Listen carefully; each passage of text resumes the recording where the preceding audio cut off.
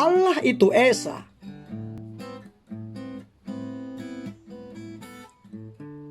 Shalom mitra produktif. Masih bersama dengan saya, Pastor Tommy Ringo, di YouTube Tahta Daud Channel dan di podcast Anchor Produktif dalam program 50 episode kehidupan yang dikendalikan oleh tujuan yang alkitabiah. Untuk apa kita ada di dunia ini?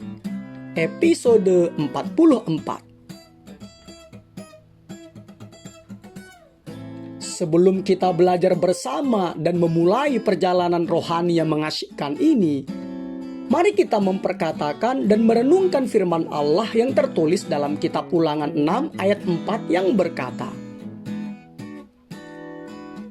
"Dengarlah hai orang Israel, Tuhan itu Allah kita, Tuhan itu Esa." Juga Yesus berkata dalam Injil Markus 12 ayat 19, "Dengarlah hai orang Israel, Tuhan Allah kita, Tuhan itu Esa." Bahkan Rasul Paulus yang sering dituduh dan difitnah sebagai pengubah ajaran Kristen, berkali-kali menyatakan bahwa Tuhan Allah kita, Tuhan itu Esa. Seperti salah satunya yang tertulis dalam surat 1 Timotius 2 ayat 5 sampai 6 yang berkata, "Karena Allah itu Esa, dan Esa pula dia yang menjadi pengantara antara Allah dan manusia, yaitu manusia Kristus Yesus, yang telah menyerahkan dirinya sebagai tebusan bagi semua manusia."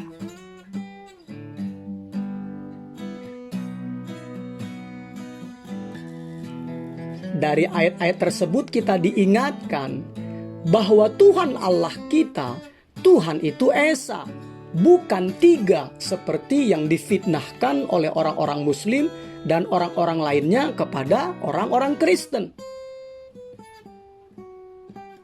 Ayat-ayat tersebut juga membuktikan bahwa betapa konsistennya Alkitab menulis dan mengajarkan bahwa Tuhan itu Esa, Allah itu Esa.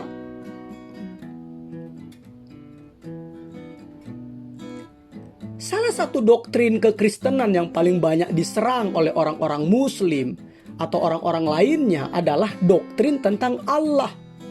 Karena adanya istilah Trinitas atau Tritunggal. Bahkan orang Kristen sendiri pun masih banyak yang bingung memahaminya. Apalagi menjelaskannya secara sederhana dan mudah dipahami kepada orang-orang non-Kristen yang menyerang keyakinan mereka. Padahal sudah seharusnya kita sebagai orang Kristen, pengikut Kristus, mempertanggungjawabkannya dengan menjelaskan kepada orang-orang yang memfitnahnya. Seperti firman Allah katakan dalam surat Roma 14 ayat 16 yang berkata, "Apa yang baik yang kamu miliki, janganlah kamu biarkan difitnah." Juga karena firman Allah berkata dalam surat 1 Petrus 3 ayat 15 sampai 16. "Tetapi kuduskanlah Kristus di dalam hatimu sebagai Tuhan, dan siap sedialah pada segala waktu untuk memberi pertanggungan jawab kepada tiap-tiap orang yang meminta pertanggungan jawab dari kamu tentang pengharapan yang ada padamu.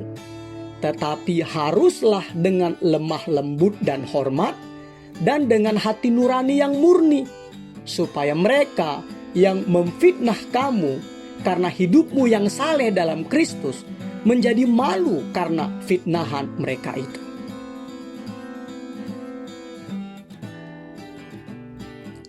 Mitra produktif, persoalan ini muncul pada abad-abad pertama, di mana gereja mula-mula yang masih muda diperhadapkan dengan situasi untuk mengambil suatu keputusan. Dan keputusan yang diambil itu ada dua. Satu, mengambil dan mengakui ajaran Yahudi bahwa Tuhan Allah itu adalah Esa. Dua, mengakui bahwa Yesus Kristus adalah Tuhan. Karena persoalan ini, muncullah rumusan atau gagasan dari tokoh-tokoh Bapak Gereja mula-mula tentang penggabungan dua hal yang saya sebutkan tadi. Misalnya Sabellius yang wafat tahun 215 dan para pengikutnya itu disebut Sabellianisme. Nah, Sabellius ini merupakan salah seorang pengajar Kristen di Roma. Ya mungkin seorang Libya dari Pentapolis. Dan Sabellius merupakan salah satu tokoh aliran teologi yang dikenal dengan nama modalisme monarkisme. Dasar pemikiran dan pengajaran teologisnya ialah perihal hakikat Allah. Menurutnya, Tuhan Allah adalah Esa. Bapa, Putra, dan Roh Kudus adalah modalitas atau cara menampakkan diri dari Allah yang Esa itu. Ia tidak melihat perbedaan-perbedaan di dalam keallahan itu. Sekalipun ia meyakini bahwa dalam perkembangan dunia, Allah mengambil bentuk-bentuk yang berbeda. Dalam pemahamannya, Sabellius meyakini bahwa Bapa menyatakan dirinya dalam perjanjian lama sebagai pencipta dan pemberi hukum, yaitu hukum Taurat. Dalam perjanjian baru Bapa menyatakan dirinya dalam bentuk anak, yaitu Yesus Kristus. Dan setelah kenaikan Yesus ke sorga, Allah menampakkan diri dalam wujud Roh Kudus yang menghidupkan. Sabellius menggambarkan hubungan Trinitas dengan simbol matahari. Menurutnya, matahari itu ialah Allah Bapa. Sinar matahari adalah Allah Anak. Dan panas matahari adalah Roh Kudus. Ia juga mengumpamakan Trinitas dengan simbol tubuh. Dalam hal ini, Sabellius menggambarkan tubuh jasmani sebagai Allah Bapa, jiwa sebagai anak, dan roh sebagai Roh Kudus. Kelemahan pandangan Sabellius ini adalah bahwa ia masih memisah-misahkan tugas dan fungsi dari Bapa dan Anak dan Roh Kudus, walaupun ia mengakui Tuhan Allah adalah Esa. Kelemahan pandangan ini juga adalah adanya urut-urutan penampakan Tuhan Allah dalam sejarah. Dengan demikian, Bapa dan Anak dan Roh Kudus hanya sebutan saja bagi Allah yang Esa itu.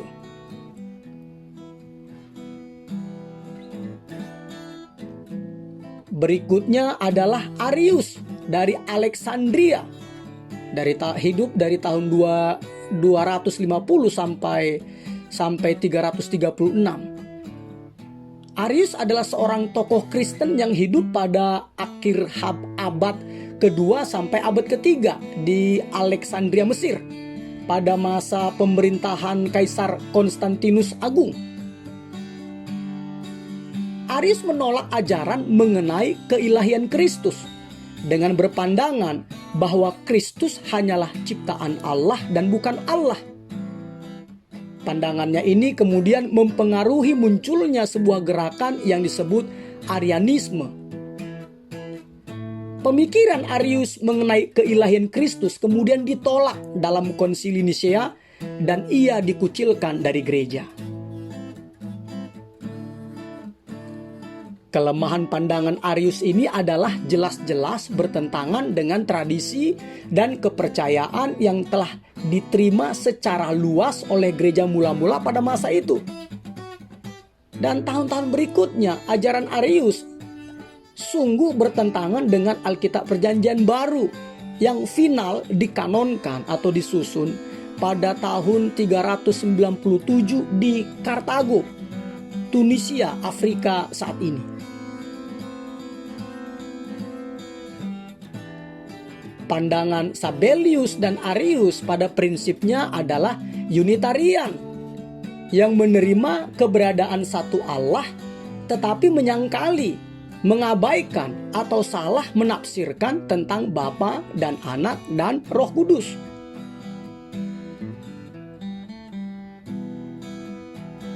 Ada lagi pandangan Origenes, wafat tahun 254, seorang cendekiawan dan teolog Kristen mula-mula. Ia berpandangan bahwa Tuhan Allah adalah satu atau esa sebagai lawan dari segala yang banyak yang dicetuskan oleh Paulus dari Samosata, wafat tahun 260. Origenes berpandangan bahwa Allah Bapa lebih tinggi dari Anak atau Yesus Kristus dan Roh Kudus lebih rendah dari Anak. Jadi ketritunggalan Allah dipandang sebagai berpangkat-pangkat. Oleh sebab itu ajaran Origenes ini disebut subordinasianisme. Ini berarti perbedaan antara Bapa dan Anak dan Roh Kudus dipertahankan, tetapi kesatuannya ditiadakan.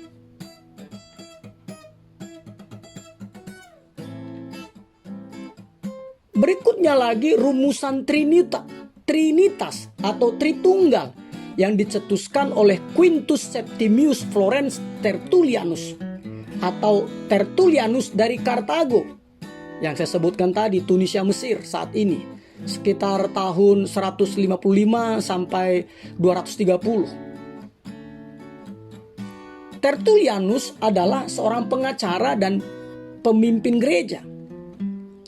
Sayangnya di akhir hidupnya Tertullianus meninggalkan gereja untuk bergabung dengan sekte Montanis. Keterlibatannya dengan Montanisme dan karena sejumlah tulisan menjelang akhir hidupnya dianggap bertentangan dengan ajaran gereja, kemungkinan membuat Tertullianus tidak pernah diakui sebagai seorang santo oleh gereja, tidak seperti para bapak gereja lainnya. Nah, konsep Trinitas atau Tritunggal yang dicetuskan oleh Tertullianus adalah una substantia tres personae. Una substantia tres personae.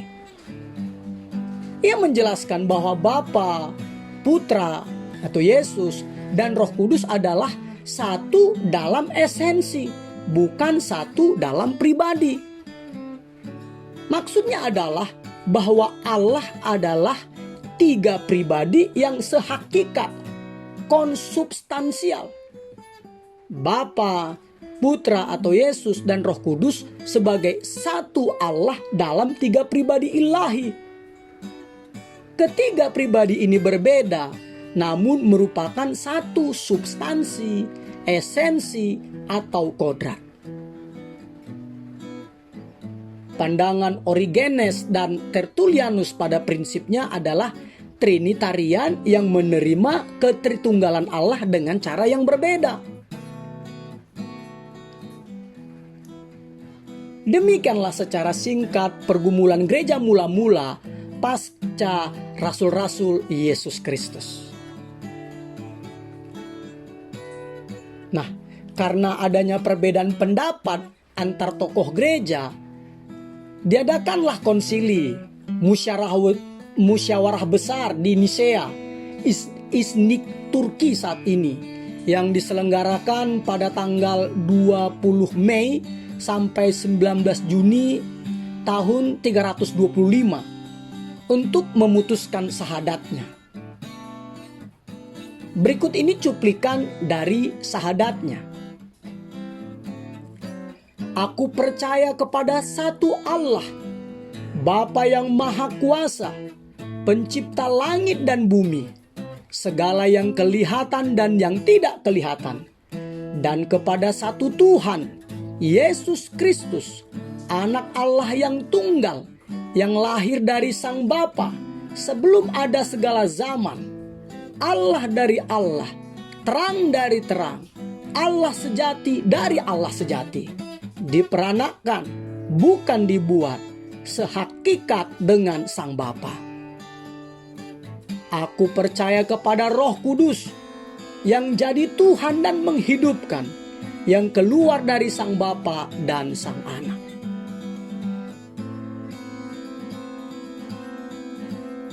Dari perumusan ini jelas dan tegas diajarkan tentang Bapa dan Anak dan Roh Kudus adalah Tuhan Allah, tetapi tidak menyebutkan Trinitas dan tidak memberikan penjelasan secara teologis dan terperinci tentang syahadat tersebut. Karena itu, walaupun syahadatnya telah dirumuskan, tetapi masih ada saja pemaparan atau pandangan yang salah tentang Allah bermunculan. Selain saksi Yehova, ada lagi gerakan yang sekarang ini muncul lagi, yaitu Jesus Only atau Oneness Pentecostalism. Ini adalah suatu ajaran yang mengajarkan bahwa hanya ada satu Allah dan menolak Trinitas Allah yang Esa dalam nama Bapa dan Anak dan Roh Kudus. Mereka meyakini bahwa Allah yang Esa itu adalah Yesus Kristus yang dapat bermanifestasi menjadi Bapa dan menjadi Roh Kudus. Intinya, Yesus adalah Bapa dan Yesus adalah Roh Kudus. Hanya ada satu Allah yang menyatakan dirinya dalam 3 bentuk yang berbeda.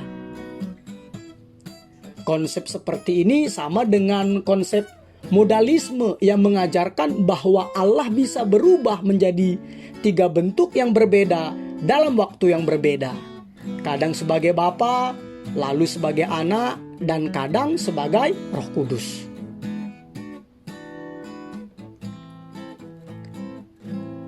Jesus Only Movement atau Oneness Pentecostalism juga adalah variasi dari Unitarian dengan penjelasannya yang berbeda.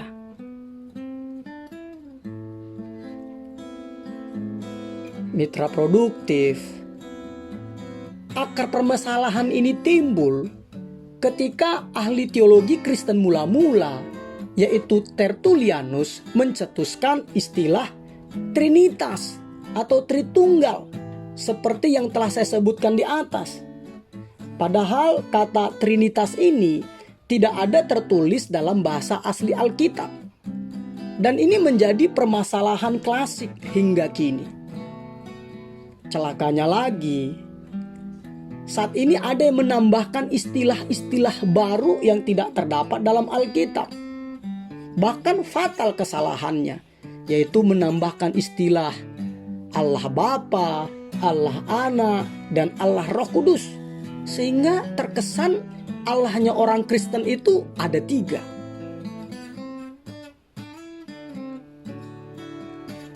Kata Tritunggal dalam bahasa Inggrisnya Trinity itu berasal dari kata Latin Trinitas yang berarti yang nomor 3 atau 3 serangkai. Kata benda abstrak tersebut terbentuk dari kata sifat trinus, yaitu 3 masing-masing atau rangkap 3. Nah, kata yang sesuai dengan bahasa Yunani adalah trias, yang artinya 1 set dari 3 atau yang nomor 3. Catatan pertama terkait penggunaan kata Yunani trias ini dalam teologi Kristen adalah oleh Theophilus dari Antioquia sekitar tahun 179.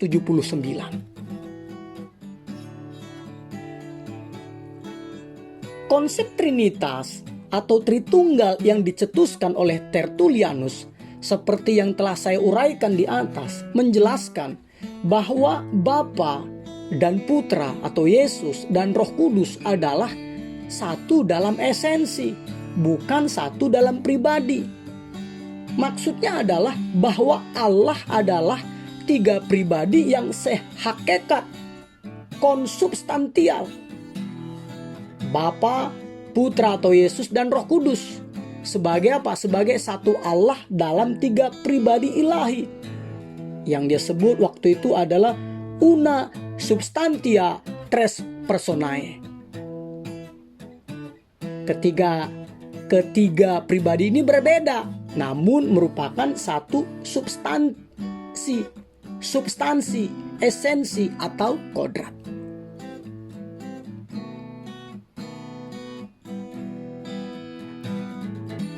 Saya pribadi kurang setuju dengan istilah Trinitas atau Tritunggal dan pengertiannya. Alasannya adalah karena kata Trinitas atau Tritunggal tidak tertulis dalam Alkitab. Karena teks asli Alkitab itu hanya ditulis dalam bahasa Ibrani, Aram, dan Yunani, bukan ditulis dalam bahasa Latin. Berikutnya lagi, mengapa saya kurang setuju? Karena berdasarkan ilmu pengetahuan sekarang yang telah berkembang sangat pesat selama ribuan tahun, dari abad kedua hingga abad ke-21, tepat seperti yang dikatakan oleh firman Allah dalam kitab Daniel 12 ayat 4, dikatakan demikian bahwa pengetahuan akan bertambah. Penjelasan di atas, yaitu una substantia tres personae, atau satu substansi tiga persona, atau satu Allah dalam tiga pribadi ilahi, atau satu dalam esensi bukan satu dalam pribadi. Ini menunjukkan kalau di zaman sekarang ini istilah una substantia tres personae ini disebut kepribadian ganda atau gangguan identitas disosiatif atau dissociative identity disorder. Yaitu apa? Yaitu kondisi di mana seorang individu memiliki dua atau tiga kepribadian yang berbeda antara satu dengan yang lainnya.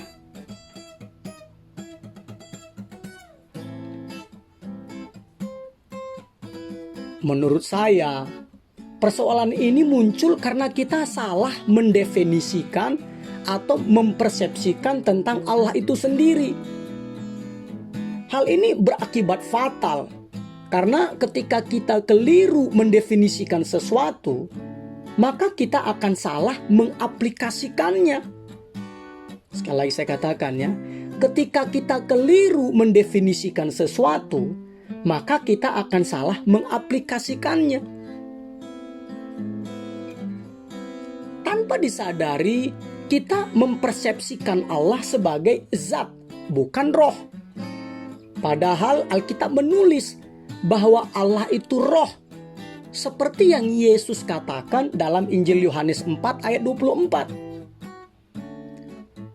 Allah itu roh, dan barang siapa menyembah Dia harus menyembahnya dalam roh dan kebenaran. Yesus menyatakan kebenaran bahwa Allah itu roh, bukan zat, seperti kepercayaan agama lain bahwa Allah itu zat.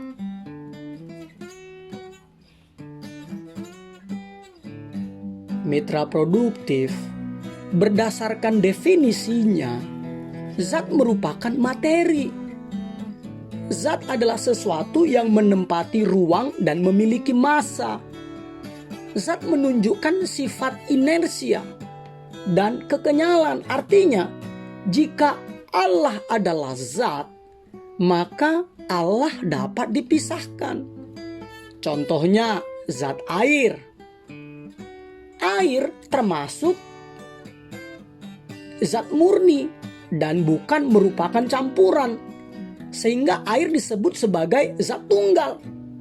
Nah, rumus kimia air itu adalah H2O, yang berarti satu molekul air tersusun atas 2 atom hidrogen dan 1 atom oksigen.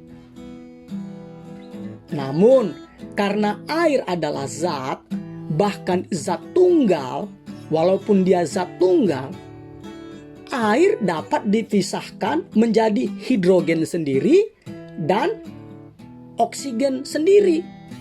Makanya ada dijual terpisah ya, tabung oksigen untuk pernafasan dan tabung yang berisi hidrogen ini untuk mengisi balon udara. Itu jika Allah adalah zat, maka dapat dipisahkan. Ini membuktikan bahwa segala sesuatu yang diciptakan, cepat atau lambat, pasti dapat dipisahkan dengan bertambahnya ilmu pengetahuan dan teknologi. Sedangkan Yesus menyatakan bahwa Allah itu roh, bukan zat. Makanya tidak dapat dipisahkan.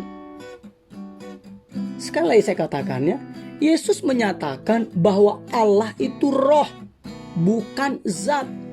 Makanya tidak dapat dipisahkan. Karena Allah adalah roh, bukan zat, maka Allah tidak terbatas oleh ruang, oleh tempat. Maha hadir. Silahkan nanti dibaca Mazmur 139 ayat 7-12. Karena Allah adalah roh, bukan zat, maka Allah tidak terbatas oleh waktu. Omni perpetua atau maha kekal. Silahkan dibaca di Wahyu 1 ayat 8. Karena Allah adalah roh, bukan zat, maka kuasanya tidak terbatas. Maha kuasa. Silahkan dibaca Kejadian 17 ayat 1.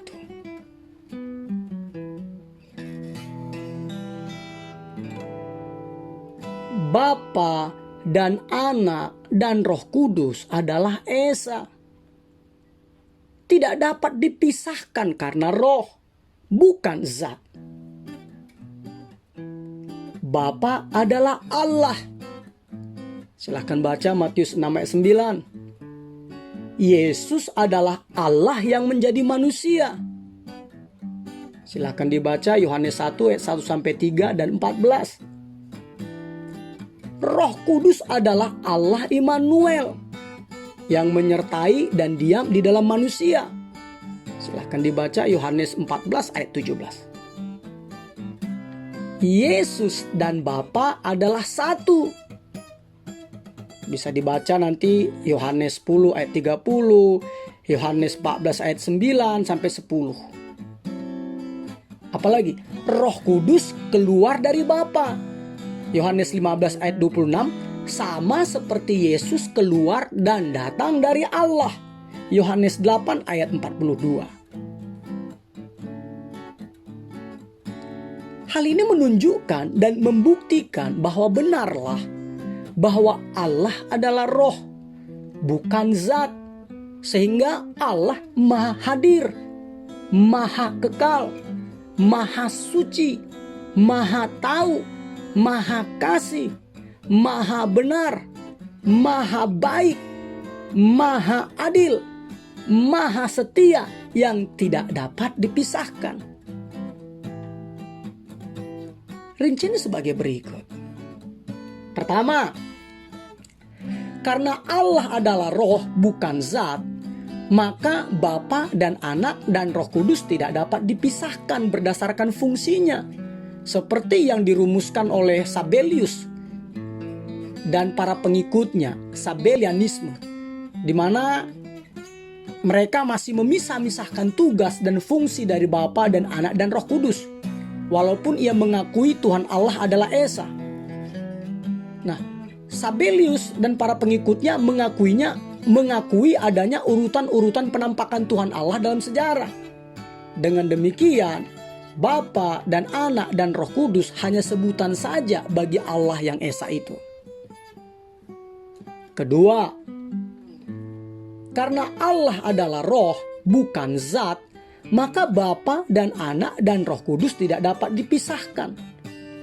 Itulah sebabnya kita menolak ajaran Arius dari Alexandria dan para pengikutnya Arianisme yang percaya bahwa Allah itu Esa, namun menolak ajaran mengenai keilahian Kristus dengan berpandangan bahwa Kristus hanyalah ciptaan Allah dan bukan Allah.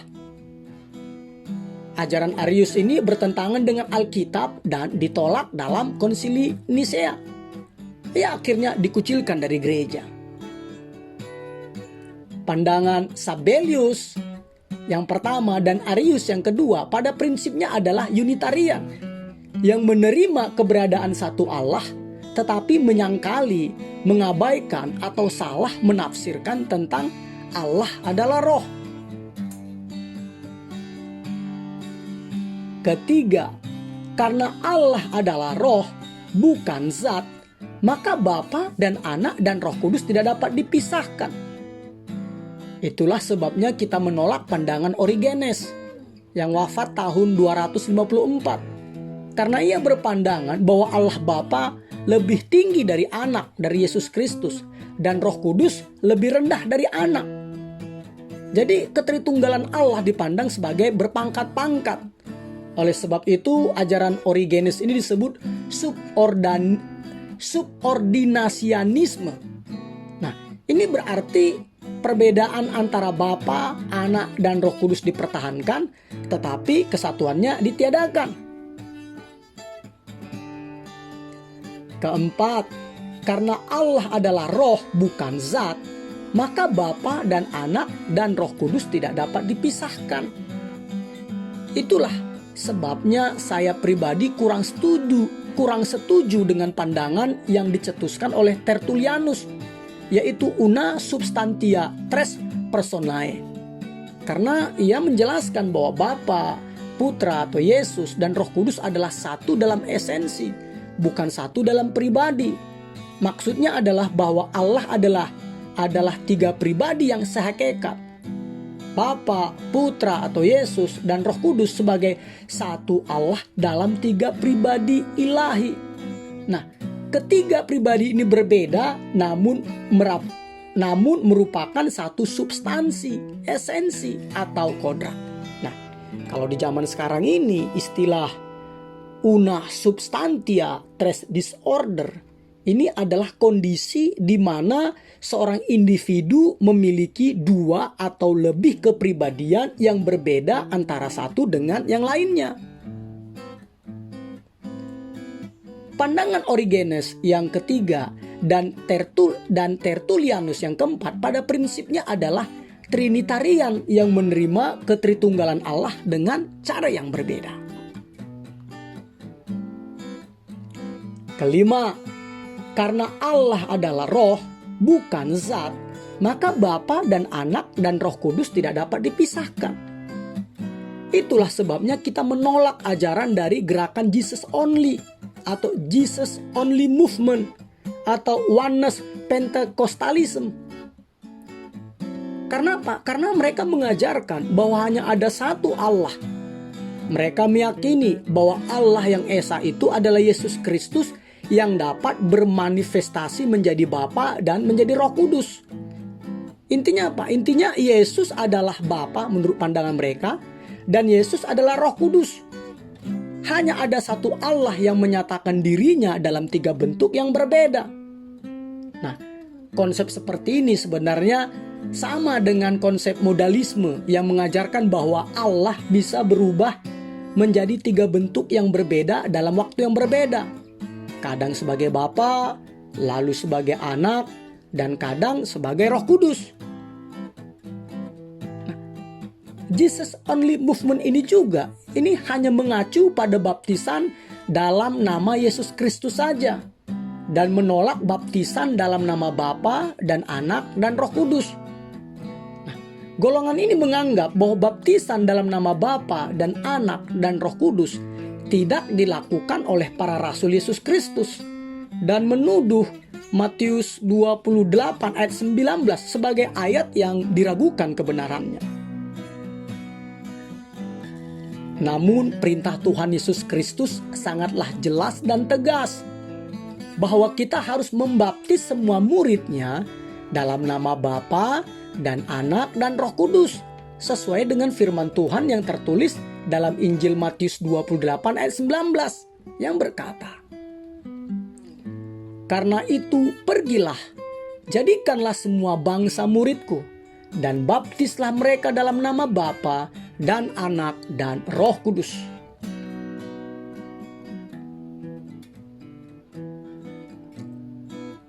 Mitra produktif, kesimpulannya adalah bahwa Allah adalah roh, bukan zat. Makanya Allah maha kuasa, maha hadir, maha kekal, maha suci, maha tahu, maha kasih, maha benar, maha baik, maha adil, maha setia. Karena Allah adalah roh, bukan zat, maka Bapa dan Anak dan Roh Kudus tidak dapat dipisahkan. Seperti yang saya sudah sebutkan sebelumnya, Bapa adalah Allah dan Anak, yaitu Yesus Kristus, adalah Allah yang menjadi manusia. Dan Roh Kudus adalah Allah Immanuel yang menyertai dan diam di dalam manusia.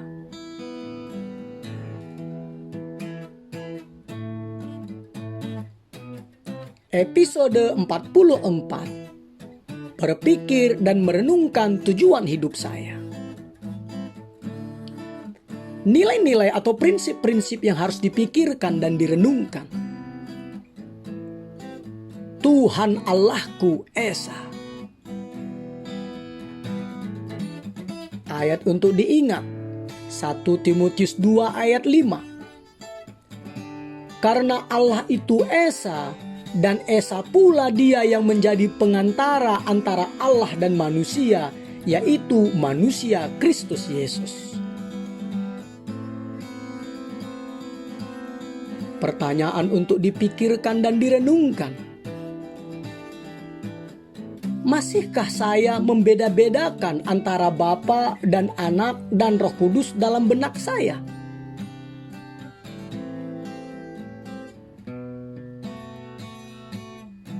Immanuel, Allah menyertai kita mitra produktif. Amin.